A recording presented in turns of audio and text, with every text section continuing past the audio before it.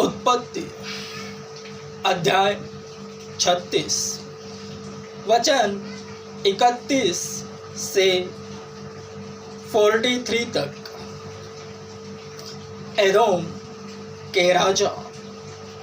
फिर जब इज़राइलियों पर किसी राजा ने राज्य किया था, तब भी एदोम के देश में ये राजा हुए।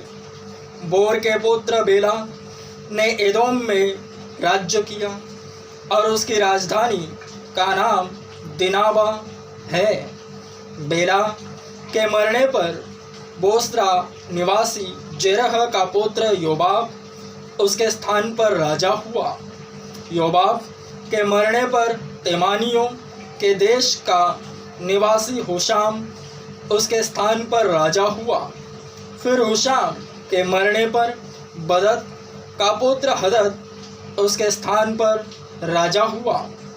यह वही है जिसने मिद्यानियों को मोआब के देश में मार लिया और उसकी राजधानी का नाम अबिद है। हदद के मरने पर मस्त्रे का वासी समला उसके स्थान पर राजा हुआ। फिर समला के मरने पर शाऊल जो महानद के तट वाले रहोबोत नगर का था, वह उसके स्थान पर राजा हुआ। शाऊल के मरने पर अकबोर का पुत्र बालानान उसके स्थान पर राजा हुआ।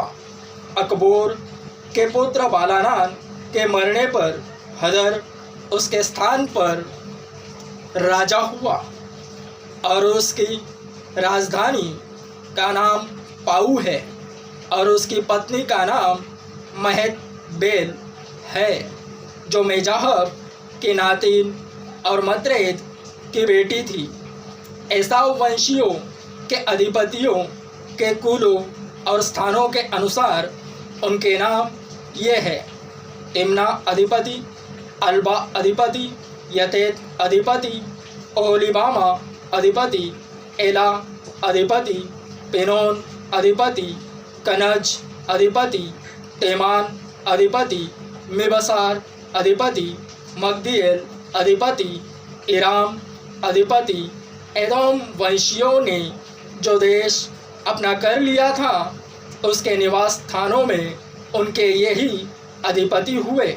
एदोमी जाति का मूल पुरुष एसाव है।